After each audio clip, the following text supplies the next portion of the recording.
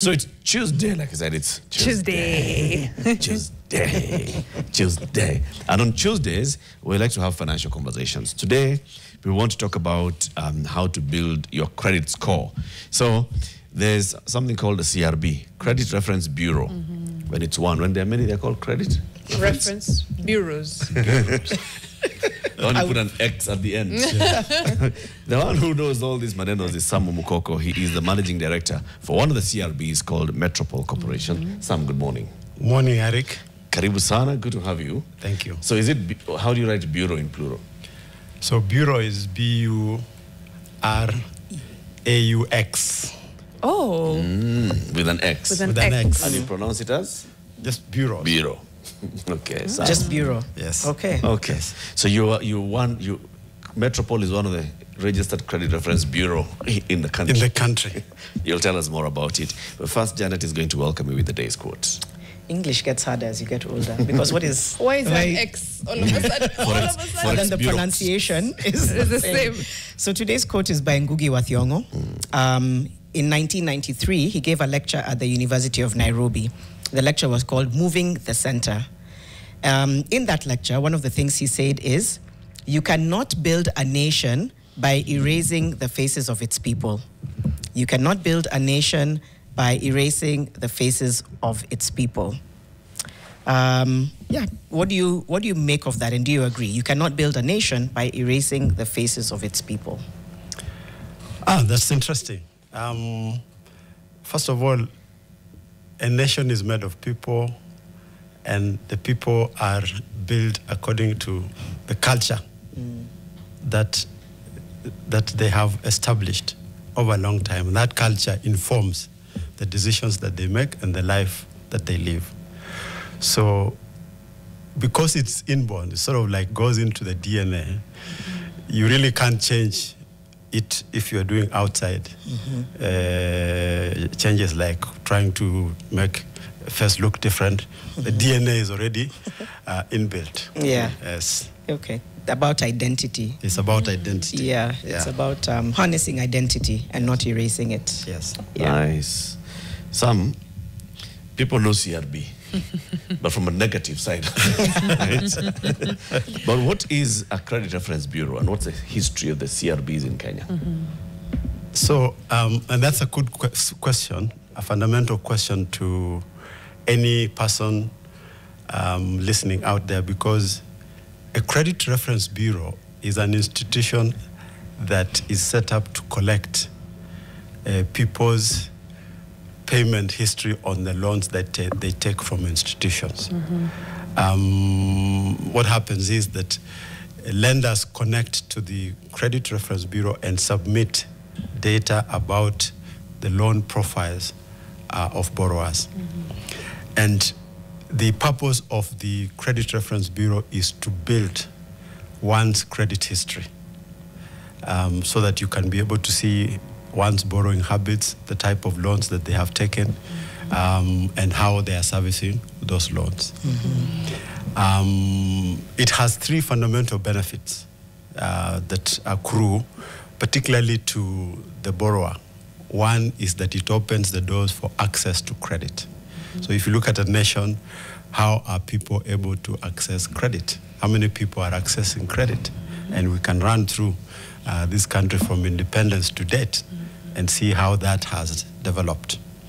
The second benefit that goes to the borrower is, at what price are you accessing that credit? And that is the question that we are dealing with today in this market. Credit is expensive, but what is the basis of fixing that price? Yeah. And then the third benefit is that the loan that you take should be fit for purpose. Yeah. Lenders would want to create credit products sometimes that don't fit customers' purpose. And that you find, so you've taken a loan, it doesn't fit your cash flows, and you end up having problems on how to repay that loan. So to the borrower, those are the three critical benefits that they get from this system. For the lender, it's about risk management. I want to lend money, and I want it back. I want it back plus a profit. And I want it back on time. So lenders always ask the question that if I lend money to this borrower, will I get it back? And will I get it back on time? Because it is important for liquidity purposes. And then, of course, that will I make a profit? Because that's why I'm in that business. So each one of them is looking at how does this system benefit me?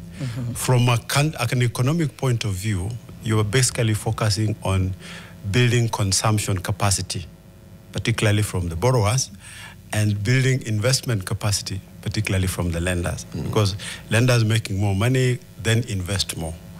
Borrowers who are able to access credit have capacity to buy more. And that's what you require in an economy. People being able to buy more so that more is produced and the economic will then begins to move because there's employment and there's all manner of things happening to make it better. Do we have a healthy amount of people who have access? You said it depends on being able to borrow that credit, right? Do we have a healthy demographic in terms of people who borrow, or do you think that the pool needs to be widened? Or let me put it, borrow formally. Borrow formally, that's true. Formal credit, that's true. So what happened in this country is that when the credit reference bureaus were introduced, there was a problem. There was a problem of serial defaulters. People who are taking loans from one institution and going to another, and there was no way one could tell that that is what was happening. So the first step was that how do you get these serial defaulters out of the market? And that's why it started by sharing negative data. And that's how it got the tag blacklist. So anybody at that time who was in the credit reference bureau is because they were defaulters. But that was not the purpose. We quickly moved to the purpose to say lenders must share all the information of a borrower in the bureau so that we start building credit histories. Yes. Okay. Yeah. So we transitioned from the blacklist to a credit history regime. And now we are saying, if you have sufficient credit history, that should now be used to determine your credit score. And that credit score then becomes the single metric that then answers the three questions. Can you access credit? Yeah? At what price? And for what purpose? Yes. Can people blacklisted redeem themselves, or can you redeem a credit score? Because people could turn around. Yes. How does it work? If somebody was defaulting, I can understand why one would be blacklisted. I'm just curious whether you can make a turnaround, whether there can be a consideration to say, let's reopen this person's credit score. So from a legal perspective, is that if you have a default item on your credit profile, it will stay about 5 years if you don't deal with it. So it will keep showing that at some point you defaulted. And that keeps following you. But after 5 years, then it should be archived. It should not show in your credit report. But I've seen practices in countries like South Africa whereby after a certain period of time, there's some forgiveness that happens. So a certain amount of the debt is then written off to allow you to reset your credit profile and start again. I saw when the new Kenya Kwanza administration came in, they had a lot of talk about credit bureaus, Kenya's being listed in the credit reference bureau, and part of the talk was we must remove them from the credit bureau. You can't remove them from the credit. But what they did is that they talked to the banks, and the banks did a haircut. So said, if you owe up to 5,000, 50% of it will be taken off. But you are left to deal with the other 50%. And then you have a period of about 6 months. So what that meant is that once the 50% is taken off, your credit profile is reset. So if somebody references, you are not a defaulter. So it allows you to then borrow and start reworking your way out again. Yeah. Quick one. We have, the idea is, niko kwa CRB. It's like there's one credit reference bureau. One, that's the idea. So is there a unified credit reference bureau, or is there multiple ones? Who shares data with which CRB? is it all banks and all financial institutions that are sharing with all credit reference bureaus, you know, so that could I find myself at Metropol with such a good rating, then I go to Janet's reference bureau. So in Kenya, there are 3 licensed credit reference bureaus. And according to the existing regulations, banks, all banks, and all microfinance banks share their information with licensed credit reference bureaus. So if it's a banking record or microfinance bank record, all the bureaus will have that information. And therefore, if they calculate the score from that information, so your score is likely to be the same. Is this the same formula as well? No, it's not the same formula. And there's something that additionally then happens, that bureaus are allowed to go out and get more data regarding their customers' borrowing habits, like water data, electricity data, telco data, or if you're taking phones on credit. Those guys also share information. So it's possible that that information could be in one bureau and not in another bureau. And so when that is the case, then you find that the credit reference bureau that has more information will probably reflect a bigger file on your data, and the score is likely to be different. So these are what we call thin file profiles and thick file profiles. So thin file profiles have little information in them, and the data points that you have in a profile normally affect how your credit score is going to look like. So if you have customers with thick files, then the scores are quite good. That means if they're performing, and therefore their ability to access credit then gets better and better. Yeah. Then, now from the borrower perspective, when accessing credit, when a bank is looking at my credit score, which of these 3 do they go to? Do I have a choice? And that's to be like, yeah. Metropol has good data on me, so to many. So because of the differences in data due to credit bureaus being able to go and look for more data points in the market, what banks do is that they try to identify which is the bureau that has more data, that has a likelihood to have a score that is more predictive. And so they probably would make that as the primary bureau, but have a second bureau where they can cross-check and say, okay, I've looked at Eric Latif's status in Bureau 1, which is my preferred bureau, but let me also cross-check what is the profile of Eric in Bureau 2. The differences will be basically because of 2 things: the amount of data and the algorithm that bureau actually uses. And what happened is that, in fact, that question has been in the market. So how do we know which score is more reliable? Right. And what the Central Bank, KBA, and World Bank did is that they brought in a consultant to do a validation of the scores on how bureaus calculate these scores. So they've come up with a report, and they have identified that Bureau A has a more predictive score than Bureau B. But generally, because of the availability of data from banks and microfinance banks to all the bureaus, the scores tend to be within a certain range. So they are put in what you call risk baskets. So you have about 10 risk baskets.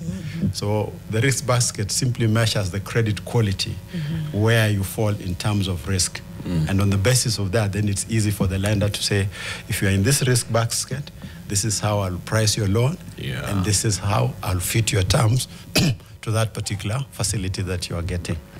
I've got questions about this structure then, because the push to have credit referencing in Kenya was there for long. And I remember having a conversation with you a long time ago when you were pushing it. And then we got the regulations, the CBK regulations in 2008 that introduced credit referencing, and then we started with the first licensed CRB in 2010, which was Metropol. Yes. In these regulations by the central bank, what does it say in terms of how a CRB operates and therefore how a CRB creates the score? You know, is there a limitation in law or a guidance in law that stipulates how you shall operate? Because now we are dealing with the CBK having to bring in a consultant to come and check whether you're doing the things that you ought to be doing. What does the law say that the licensed CRBs should do? Okay. It's a deep question, but I'll see how to cut through very quickly. So the CRB regulations do establish, do provide how a CRB should be established. And the long and short of it is that there is a process that is prescribed. It's a two-stage process. The first stage is that you have to provide a legitimate foundation of what your CRB wants to do in terms of market perceptions, that you have the right documentations and the right market understanding. On that basis, then they will give you an interim license. Then from there, you then invest and you put systems in place, and those systems have got to meet certain standards. And if they come to inspect, and that's the central bank, then they issue a full CRB license. So there's a predetermined process that one has to follow in order to get a CRB license.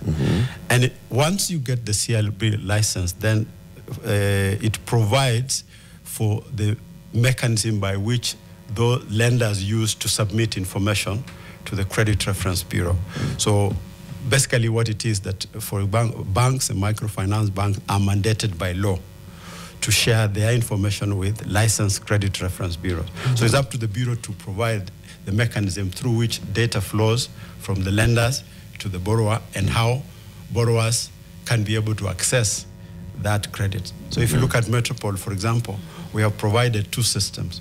One that lenders use to access credit bureau data, and another one that borrowers use to access their own profiles. The borrower system is called Cristobal. So if you dial *433#, you can actually be able to access your report and see what is on it. But lenders connect through a different system to be able to get a report and evaluate your credit application.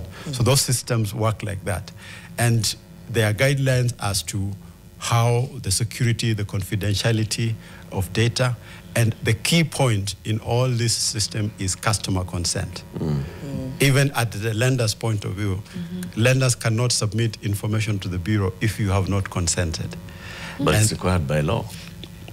Yeah, but part of it is that you must. So I must be informed. Yes, at the point of opening the account, there is a consent clause that you sign. Really? Yes. And if it's automated, it is in the terms and conditions that you tick when you are accessing a facility online or opening your account online. Is there an exception where whether or not you consent, the information would need to be shared? If you say, for example, that you do not consent, Yes. That becomes a challenge, because then the bank is at risk. If they disclose your information and you did indicate that you have not consented to that, then they have a problem. But if you say you do not consent, then banks will also find it difficult to do business with you. Yes. Why So would it's a someone not catch. consent, though? Have there been instances where somebody is saying, You I don't don't want your data you to don't be want your shared. data to be, you want your shame to be covered, Right? given if your credit, But then score here is the regulator who says that you must submit information on a borrower to the CRB. Yes. To a licensed CRB. Yes. So, then So that basically, means the bank is caught. Yes. Does it then deal with you Yep. if you are not willing to abide by the regulations of the regulator or not? I think it's the borrower that's caught, because then the consent becomes a precondition for getting Fair enough. the credit. So it's the borrower who's Or for getting banking services. for getting banking. You're right, because you're also saying it's at the point of account opening and things like that. So it's not really consent. Because usually when you don't I guess consent... it's just, I think Yeah, maybe let's not call it consent. Yeah. It is Another word. that you tick that you are aware that this is what should happen. It's compliance, not consent. Yeah. Yes. And at this point, we are now moving to what we're calling open banking, whereby you can be able to move your information from one bank to another. And if you have to do that as a borrower, it gives you flexibility, gives you control on your data. And of course, we are also expecting that because you are getting control of your data, you can also work to ensure that your score gets better and better and better. So that if you go to Bank A, go to KCB, and you are discussing and your account is at Equity, you can move that information to KCB and get to start consuming what KCB is giving you without a problem. Without there being an issue. Yes. Let's take a break, Sam.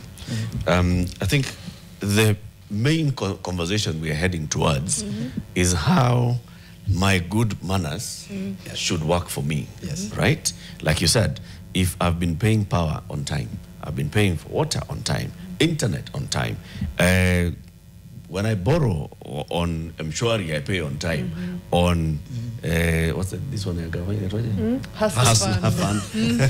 I pay on time. Yep. All those plus now the bank. Yeah. How should that work in my favor in borrowing? We're having a conversation with Sam Omukoko. He's the managing director of Metropol CRB, the first CRB, one of the 3 CRBs licensed in Kenya. We are asking ourselves why your credit score should matter and how your positive credit score should help you in getting access to credit. Back in a moment. 100. Let's sample some feedback, and then Sam will come back and try and ascertain before Eric's question, when should one actually begin to build their credit profile as we go into the other conversations. Humble Generation on YouTube asks or says, credit score transparency, will this magic formula be available to the public? As in, can I calculate my score at home based on my financials, or will it be like the US where you rely on bank score matrix? Fair question. Should we start? What does that mean? Yeah. Let's start with that one. Let's start with that one. Okay. So the credit score is calculated by the data that has been shared on your profile. Yeah. Of course, there's a formula that combines that data. But the components that we look at are things like how you are repaying the loans that you have taken, the amount of debt that you are carrying, the length of period you have been borrowing, that is the length of your credit history, the mix of the credits that you take. Credit is installment credit, which you pay on a monthly or whatever basis. Then there's what you call revolving credit. You have a limit, credit card or overdraft, and what we call open account credit, where you pay bullet payments. Like after 30 days, you pay the whole thing. So we just want to be able to see how is your mix, because then it determines how flexible you become in your repayment. And then, of course, the other thing is that stability factors like your address and things like that. So those components are basically the ones that we look at. There are about 5. And each one of them has been given a weighting. For example, if you look at the repayment, and it could be about 30%. Total debt that you have could be about 40%. The mix could be about 10%. So the weighting of these components in your credit history or profile are the ones that will determine ultimately what is your credit score. So can you calculate your credit score? We would like that a mechanism, a dashboard is created somewhere where you can actually input. So we show you the data that is already on your profile that is contributing to your current score. But if you have other data that you know you've been taking credit, water, whatever, and it is not in the profile, can you provide a mechanism for us to access that data? We can also read your M-Pesa statements and see how much are you paying towards the credit facilities that are available on the mobile platforms and things like that, because that data is what then will go to improve the performance of your score. Okay. So going forward, yes, there's a possibility, and Metropol is working on that, that you can actually be able to build your score, and we tell you, using what we call a delta function, the factors that contributing to your good score and the ones that are pulling you down, so that you can start working on them. So as it stands, mobile lenders are not included in that mathematics when calculating someone's credit score? Mobile lenders are included, particularly, for example, the banks, because all bank credit must be reported to the Credit Reference Bureau. But if you are a DCP who was licensed the other day and you haven't joined the mechanism, so that data then is not in the bureau. Okay. So the ones that are pegged to banks? Yes. Okay. So Mshwari, Fuliza, all those are pegged to the bank. So that data is already in your credit profile. SACCO? SACCO, if they have been included in the data submission process. So like the DTS SACCOs, the deposit taking SACCOs, about 180 of them, though all of those are on the bureau. Okay. Insurance companies are By also, regulation? Not by regulation. Oh. They have to come in through the banking window because their regulator, who is SASRA, has not yet completed the regulatory process of how SACCOs get on board. So, but they have a window through the central bank window to be able to be onboarded. Let me ask on behalf of Eric. He asked this yesterday. Please ask. On behalf of Eric, what happens to Mariam, who I borrow 1,000 bob from Eric every morning, Yes. and I return 1,200 or 1,100 in the evening. Yes. I go, I buy stock, I sell, and then namrudishia. Asubuhi, we rinse, repeat. Yes. The mama mboga who does the same. Yes. And they may not be in the formal banking system or even, but still, that is a great credit history. Or a shop, kuna kitabu kwa duka. Yes. And the shopkeeper has your record, only that it doesn't go beyond the shop. So there is what you will call formal data from the lenders, the banks. And there's that data, and we call that data alternative data. Hey. Yeah? Come on, alternative facts. It has been othered. Alternative data. It's Okay. informal. Yes. So you will automatically have a credit score based on data from the banks.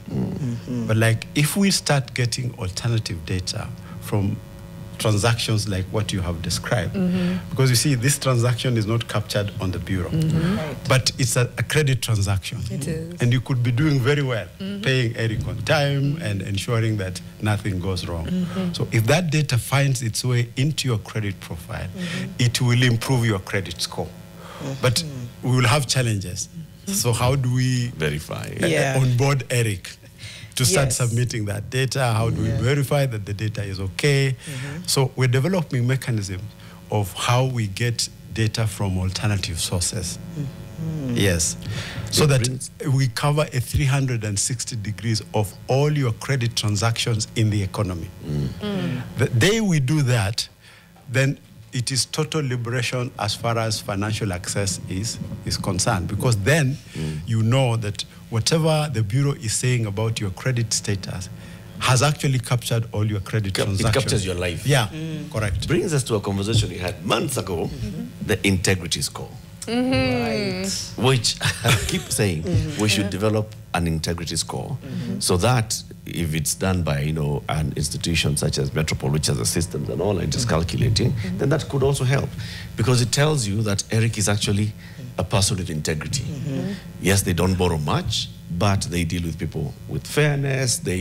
All those things should help in a lender looking at me and saying, you look like a trustworthy person, and you have human beings who are guarantors. Because that's what happens in SACCOs and NIS. Yes. In SACCOs and table banking, Yes. it's guarantor. That's true. By people who know you. Yes. And but the guarantor has money in that SACCO. That's what the guarantee is, not that you know them. The guarantee is they are a member of that SACCO. Na pia wao wako na There's more than pesa. that. It's not just because you have money in the SACCO. You don't sign for any member of your SACCO. If you are in a SACCO that has 10,000 people, Yes. someone can't just come and tell you, Mariam, we belong in the same SACCO, sign for me. True. Yeah. It's because we have a personal relationship. Exactly. Lakini, the money is the contingency, the whatever, the collateral. Always remember, I'm borrowing 3 times what I've deposited. When you guarantee me, Yes. you're basically saying Yeah. that should I not pay, Yes, They you will can come for after. it. You can after mine. You will only do that because you know me, and you can guarantee me. But some, You have a very good point about the integrity score. In China, they have what they call a social score. And that social score is based on certain factors that are behavioral, that are captured according to the things that you do. And it determines whether you will access certain services, how you will be treated, and things like that. If you look at our constitution, Chapter 6 talks about the integrity of the Kenyan. And part of what we're saying is that integrity, how do you start measuring the integrity? We start from credit behavior, yeah? That are you able to borrow and pay back according to the terms that you agreed, yeah? At some point in time, that would be expanded, or an alternative score carved out of that to say, we want to be able to include information like you made a promise in the public, or you have a criminal record. Can this find its way in that other score? Because the current score is a credit score, so it focuses on credit transactions. But should they be mixed? I don't think so. The integrity and the credit Why score. shouldn't they? You feel like they're separate. I could be the worst human being to ever walk the earth. I pay my loans on time. Yeah. I don't think me being a deadbeat. Those two things should happen. The worst human being pays loans. Wait, it could. But does it go back to what you asked about my... Worst human beings are the ones that we see all the time. Yeah. They run away with people's money. That is one fact, one of the things. What is the easiest way we describe a bad human being? Mtu alikatana pesa zangu. Most common, go to any part of Kenya. So he has no integrity. Yes. That's where it starts. Yeah. You asked about utilities. Okay, So how do you bring in... But that's a good one. There's a philosophical angle to separate the two. Okay, but go on, Janet. No, because Eric had asked about, I don't know whether it ties into integrity. You said, if you can see that I pay my bills on time, should that not... It's basically my financial... Yes. My financial integrity. Let's just keep it on financial matters. Okay. On financial matters, I pay my landlord on time. Yeah. I pay power on time. I pay water on time. I pay for internet on time, and such and so on and so forth. Are you currently able to get that? You alluded to it, but how are you doing it?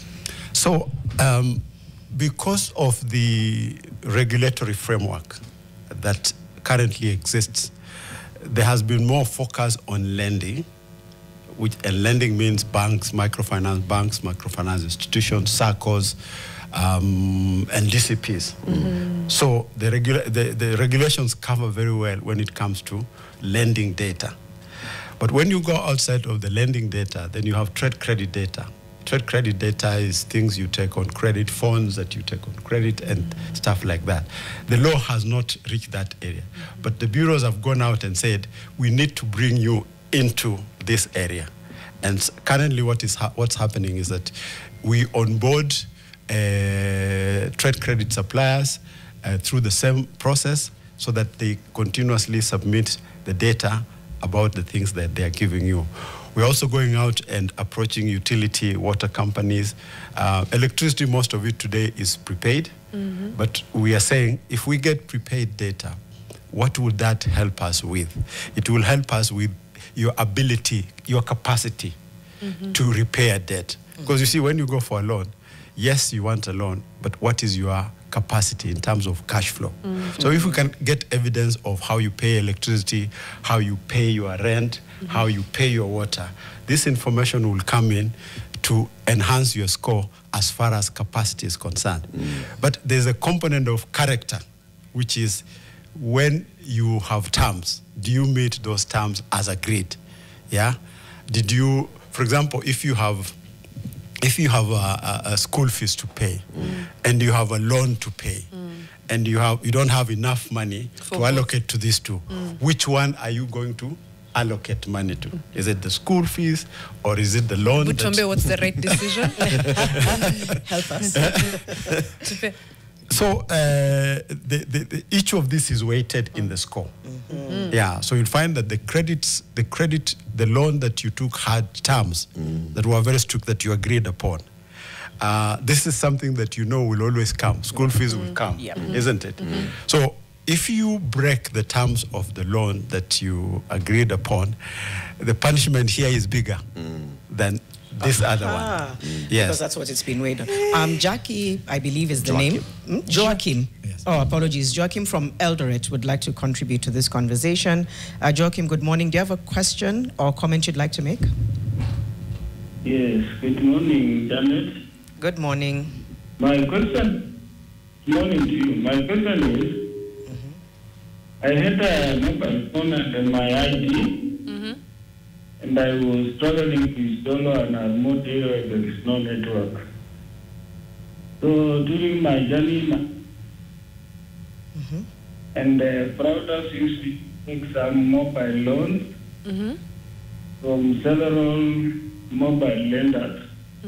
It had created so many amounts which I could not pay, and then how can I do it so that I can fix my name from CRB?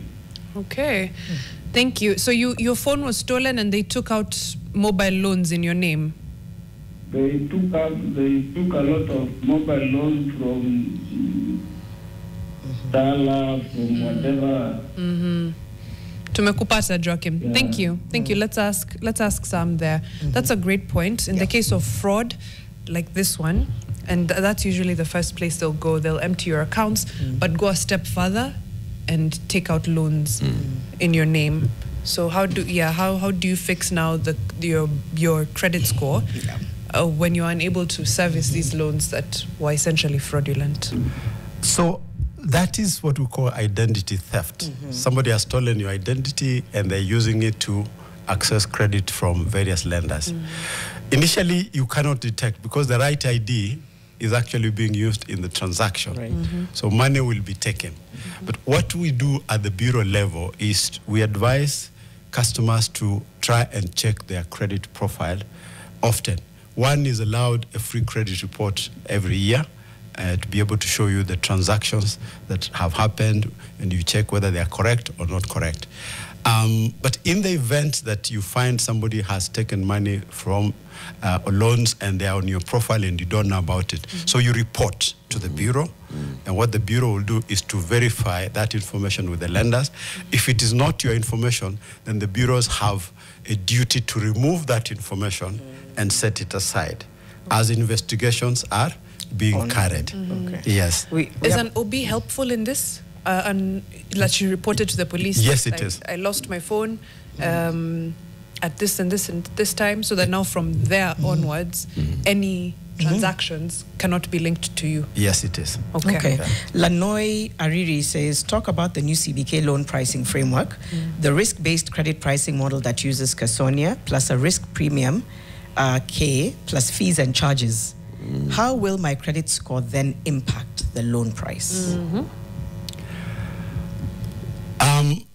The Casonia story is a journey that we have all been hoping, a destination that we hoped we shall reach on the credit information sharing system. And it's good news that we're actually there. So the long and short of what happens is that Central Bank was trying to find a reference. The first time they introduced risk-based pricing, they were using the CBI rate.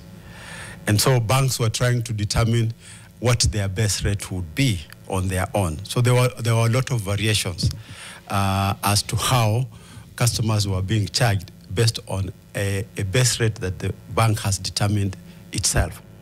In the Casonia case, the banks are using the interbank rate as the best rate. Once that interbank rate is determined, and it's changing every day, because this is the rate that banks use to lend to each other on overnight borrowing. So it reflects the average of the risk pricing that banks deem to be what is available in the market.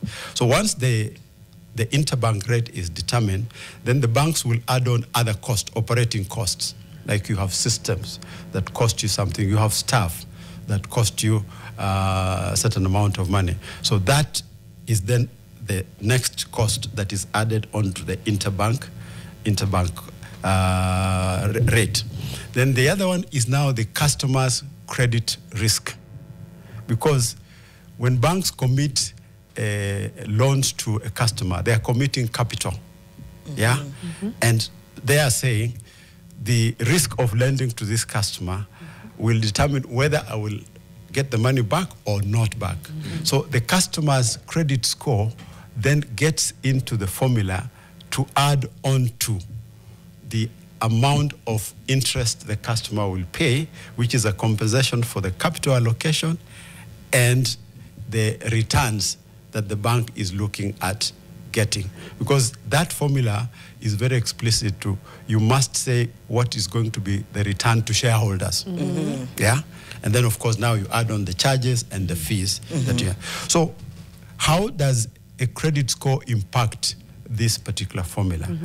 The interest rate that you are charged as a borrower will depend on your credit score. And the bands for credit scores is between 200 and 900. 200 being the worst score and 900 being the best score. So you straddle along this scale. Right. Say your score is about 800 and the interbank rates are probably about 12%. If the fixed cost account for, say, about 4%, so 12% plus 4, that's 16, and your score is 800, you probably would be charged a premium of, say, about 4%. If somebody's score is 400, they will probably be charged 6%, because the lower the score, the riskier the customer. So you straddle along that scale for you to know that the rate that will go into that formula will be based on where I stand as far as that credit score is concerned. Okay. There's a question here. By 2023, more than 4.2 million Kenyans were listed on CRBs for defaults. Does a focus on positive credit scoring risk ignoring the systemic problem of high interest rates and economic hardships? In fact, the introduction of risk-based score is the best solution for that particular problem. Because remember, the way the banks were using the credit scoring or the credit scoring system or the CRB system is to say yes or no. So you have 4 accounts, you have only defaulted in 1, 3 are performing, but the general decision is that this is a risky customer, so no, we are not lending. If you have good accounts, then this one is a yes. So the yes and no was not helping the borrower at all. But now, having narrowed down and say, let us really measure what does this score mean in terms of the risk the customer presents to the bank. So now we zero down to the actual intrinsic value of that customer's payment behavior. And say, if a customer has a good score, they should be rewarded. If customers have poor scores and the banks need to lend to them, then they will be, it's not good to use the word punished. Flagged. So it's less punitive. It's less punitive. Because some people hear CRB, Mariam is like, is it though? I disagree. So here's the other side of this, which is if you have a great credit score, you access credit at a lower rate, which is fantastic. That's a good thing. The punitive bit is if for some reason life happens and you've defaulted on a loan or this and that and your credit score is low, then your access to credit also becomes that much more expensive, putting you in a cycle of more expensive debt. It's the same situation we are in as a country, which is there's these those ones seem more arbitrary than this. And there's the big credit reference bureaus in Aitwani Mesahau. Izo International. The rating agencies. The rating agencies. They give you a figure, now you're accessing loans at crazy prices, and then your debt is more expensive and the cycle continues. So speak to that now, because it can be incredibly unfair that people are now stuck in a cycle of expensive debt, which gets worse and worse and worse simply because of maybe 1 default or 2 defaults or a rough period in their life or a rough economic time. So, like I said, the Credit Reference Bureau opens the doors to access to credit, because based on your credit profile, the credit history is proof of your credit behavior. And access has been opened in this country. Today, about more than 90% of Kenyans can be able to access credit, whether it is through mobile phone, M-Pesa, Fuliza, and things like that, which was not the case before. But because of that, there is a proportion of borrowers who have not understood that in order to enjoy this available credit, it has to come with discipline. Yeah, it has to come with discipline in terms of what are you borrowing for? Do you really need that money? Yes? And the risk-based pricing has moved the conversation from just lenders saying yes and no to saying, we will still give you money. Your credit history is not very good. Your score is not very good, but we'll still give you money, except that you pay. You pay more. You pay more. Do you accept or do you not accept? Yes, but you've not dealt with my question. I put up a business, Yes. a fire raised it down, insurance has refused to pay. I don't have a business. I'm now unable to service the loan that I got for this business. Higher. Now my credit rating is in the pits. Now to access credit to start a new business so that I can feed my family and Becomes a repay the challenge. old loan. So is the one-off incident likely to negatively affect your credit score if you've had a positive score all along? So the answer is yes, but it now depends on the lender. Yeah? How will the lender treat this particular situation? So what were the terms? So can you go and plead with the lender to say, look, I got into a problem that was beyond my control and this happened. I need to restart my life. Can this debt be written off? And can we get a point where I can reset my... Can they make those Like they exceptions? did with the... I'm posing a question. Okay. Because it's a conversation you need to have with the lender. Yeah. Because you see, where does the bureau get its data? The bureau gets data from the lender. Bureaus on their own cannot effect changes on your profile. So whatever you will agree with the lender is what then we shall use to update your profile. Your credit score. So that conversation, yes, it is happening in certain cases because customers are able to explain themselves. And We need to pause there because we're out of time, but I feel like this needs A part two. a part two for sure, because it's so critical for so many people, and it ties into your next hour of Miss Me With That, Kiasi. Yes, yes, it the does. multilateral double standards. Yes. And then, yeah, people been found you're trapped in certain cycles, but, you know, are able to make a case for your exception. Sam Omukoko is the Managing Director for Metropol Corporation, CRB, talking about the benefits of a positive credit score and just generally giving information on credit scores. For sure, we need to come back to this conversation. In the next hour, Mariam misses with that. What exactly? Stay tuned for that. It's coming up to 8 a.m. Fixing the Nation, one conversation at a time.